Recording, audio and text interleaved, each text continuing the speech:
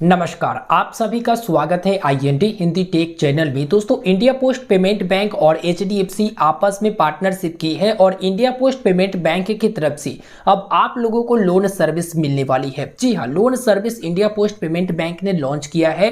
Partner के रूप में HDFC बैंक है, यानी इंडिया पोस्ट और HDFC बैंक का आपस में बढ़िया समझौता हुआ है, जिसमें आप लोगों को होम लोन फिलहाल दिया जाएगा। धीरे धीरे करके और सारे जैसे पर्सनल लोन होते हैं और सारी चीजें होती है, लोन संबंधित आप लोगों को सुविधा मिलेगी। फिलहाल होम लोन की service India post payment bank की तरफ से लॉन्च किया गया। इसमें फायदा ये होगा कि जहां जहां पर HDFC बैंक का ब्रांच नहीं है, वहां वहां पर आप लोगों को पता होगा कि हर क्षेत्र में इंडिया पोस्ट पेमेंट बैंक की जो सर्विस है वो उपलब्ध रहती है, जो कि डाकघर की सर्विस उपलब्ध रहती है। तो अब जो है सभी लोग अपने घर के पास के डाकघर से आसानी से होम लोन के लिए आवेदन कर सकेंगे। जहां पर इनका पॉइंट बैठाया जाएगा, वहां से आसानी से होम लोन के लिए अप्लाई कर सकेंगे।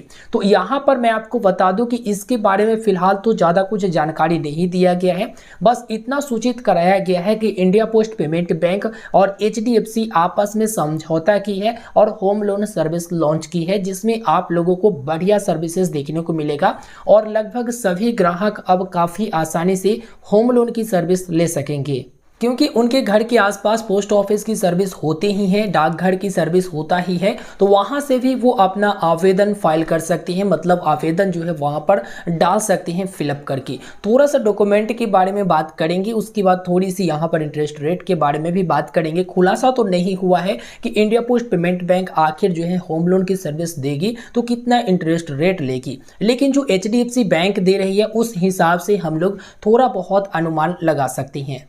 तो HDFC बैंक जो है होम लोन पर ले रही है 6.70% की इंटरेस्ट रेट, यानी HDFC बैंक से यदि आप होम लोन लेंगे तो 6.70% के अनुसार से आपको इंटरेस्ट रेट के अनुसार से इंटरेस्ट देना पड़ेगा।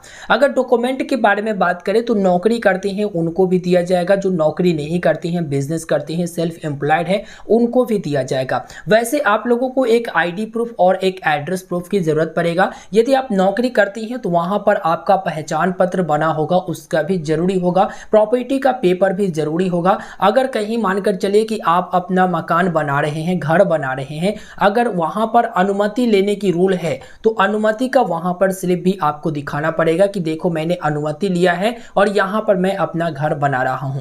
इसके साथ ही मैं आपको बता दूं कि डॉक्यूमेंट के रूप में ज्यादा मशक्कत नहीं करना है। आपके पास आधार कार्ड, पैन कार्ड उपलब्ध रहती है, वो आधार कार्ड, पैन कार्ड आप दे सकते हैं। अगर आपके पास आधार कार्ड मौजूद नहीं है तो वोटर ID कार्ड या फिर ड्राइविंग लाइसेंस भी दे सकते हैं। एक निवास प्रमाण पत्र के रूप में आपको जरूरी होती है और एक ID प्रूफ के रूप में जरूरी होती है। इसके साथ ही जो यहाँ पर होम लोन की फॉर्म आती है उसे आपको बेहतरीन ढंग से फिलअप करना पड़ेगा।